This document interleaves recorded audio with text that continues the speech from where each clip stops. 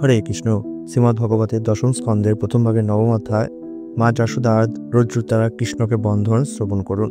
শ্রী সুখদেব গোস্বামী বললেন, একদিন গৃহের সমস্ত পরিচারিকারা যখন অন্যান্য কাজে ব্যস্ত ছিল, তখন মা যশোদা স্বয়ং দধিমন্থন করতে শুরু করেছিলেন। দধিমন্থন করার সময় তিনি শ্রীকৃষ্ণের বাললীলা স্মরণপূর্বক তার সেই সমস্ত কার্যকলাপ বর্ণনা করে গান গাইছিলেন। যশোদা দেবী কেশরপিত বর্ণের শাড়ি পরিধান করে তার বিশাল নিতম্ব দেশে কোমরবন্ধ বেঁধে দধিমন্থনের দণ্ডের রজ্জু আকর্ষণ করছিলেন।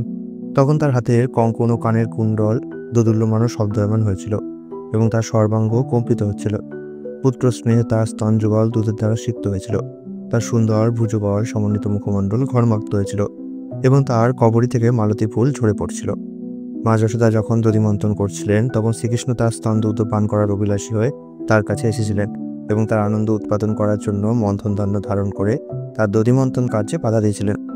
মা যশোদা তখন কৃষ্ণকে কোলে তুলে নিয়ে তার স্তনদুগ্ধ পান করতে দিয়ে স্মিত হেসে তার মুখমণ্ডল দর্শন করেছিলেন। গভীর স্নেহে আপনা থেকেই তার স্তন থেকে দুধ খরিত হচ্ছিল, কিন্তু তখন তিনি দেখছিলেন যে চূড়ার উপরে রাখা দুধের পাত্র থেকে দুধ উতলে পড়ে যাচ্ছিল।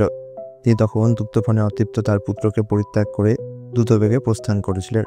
কৃষ্ণ তখন অত্যন্ত ক্রুদ্ধ হয়ে তার অরুণবর্ণ ওষ্ঠদেশে দাঁত দিয়ে দংশনপূর্বক কপট অশ্রুপাত করে একটি পাথরের টুকরো দিয়ে দধিমন্থনের পাত্র ভেঙে ফেলেছিলেন।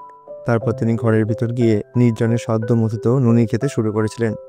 মা যশোদা চূড়া থেকে গরম দুধ নামিয়ে রেখে দধিমন্থন স্থানে ফিরে এসে দেখলেন যে দধিভাণ্ড ভগ্ন হয়েছে এবং সেখানে কৃষ্ণকে না দেখতে পেয়ে তিনি বুঝতে পেরেছিলেন যে সেটি কৃষ্ণেরই কার্য ছিল। কৃষ্ণ তখন উল্টোভাবে রাখা একটি উদকলের ওপর বসে তার ইচ্ছা মতো দই, নুনি ইত্যাদি দুগ্ধজাত দ্রব্য বানরদের বিতরণ করছিলেন। চুরি করার ফলে তার মা তাকে তিরস্কার করতে পারেন বলে মনে করে শঙ্কিতভাবে ইতস্তত দৃষ্টিপাত করছিলেন কৃষ্ণ। মা যশোদা তাকে যখন এই অবস্থায় দেখলেন, তখন ধীরে ধীরে তার পিছনে এসে উপস্থিত হয়েছিলেন। শ্রীকৃষ্ণ যখন তার মাকে ছড়ি হাতে সেখানে উপস্থিত হয়ে দেখলেন, তখন তিনি দ্রুতবেগে উদুকলের ওপর থেকে লাফ দিয়ে নেমে এসে পলায়ন করেছিলেন, যেন তিনি অত্যন্ত ভয়ভীত হয়েছেন। যাকে যোগীরা কঠোর তপস্যার বলে পরমাত্মারূপে ধ্যান করার মাধ্যমে ব্রহ্মে লীন হওয়ার চেষ্টা করেও তাকে প্রাপ্ত হয় না, মা যশোদা সেই ভগবান শ্রীকৃষ্ণকে তার পুত্র বলে মনে করে তাকে ধরার জন্য তার পিছনে ধাবিত হয়েছিলেন। শ্রীকৃষ্ণের অনুধাবনকারিণী সুমধ্য মা যশোদা দেবীর গতি তার নিতম্ব ভারে মন্থর হয়েছিল। দ্রুতবেগে শ্রীকৃষ্ণের পিছনে ধাবিত হওয়ার ফলে তার কবরী শিথিল হওয়ায় তা থেকে ফুলগুলি স্খলিত হয়ে তার অনুগমন করছিল।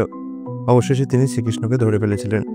মা যশোদা তাকে ধরে ফেললে কৃষ্ণ অত্যন্ত ভীত হয়ে তার অপরাধ স্বীকার করেছিলেন। মা যশোদা তখন দেখলেন যে কৃষ্ণ ক্রন্দন করতে করতে তার হাত দিয়ে নয়ন যুগল ঘর্ষণ করার ফলে তার সারা মুখে কাজল লেগে গেছে। মা যশোদা তখন তার সুন্দর পুত্রটিকে হাত দিয়ে ধরে মৃদু ভর্ৎসনা করতে লাগলেন। মা যশোদায় সর্বদাই কৃষ্ণের প্রতি গভীর স্নেহে বিহ্বল থাকতেন এবং তাই তিনি জানতেন না যে কৃষ্ণকে এবং তার প্রভাব কীরকম। কৃষ্ণের প্রতি মাতৃস্নেহবশত তিনি কখনো জানার চেষ্টাও করেননি যে তিনি কে ছিলেন।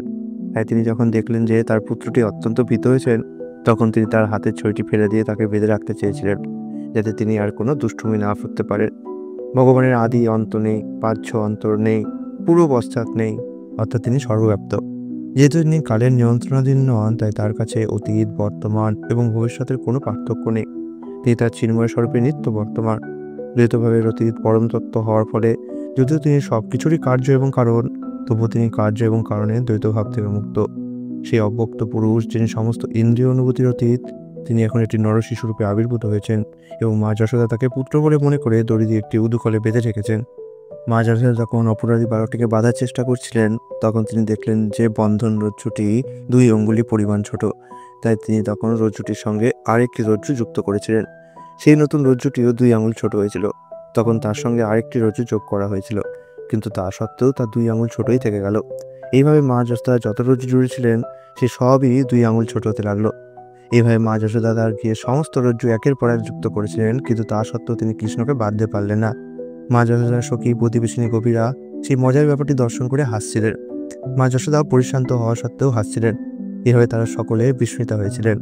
মা যশোদা পরিশ্রান্ত হয়ে ঘর্মাক্ত করবার হয়েছিলেন এবং তার কবরস্থিত মালা স্খলিত হয়েছিল। বালক কৃষ্ণ তার মাকে এইভাবে পরিশ্রান্ত দেখে তার প্রতি কৃপাপরায়ণ হয়ে বন্ধনগ্রস্ত হয়েছিলেন। হে মহারাজ পরীক্ষিত, শিব, ব্রহ্মা, ইন্দ্র প্রভৃতি মহান দেবতাগণ সহ এই নিখিল বিশ্বজার বশীভূত সেই স্বতন্ত্র ভগবান শ্রীকৃষ্ণ এইভাবে তার ভক্তের বশ্যতা প্রদর্শন করেছেন।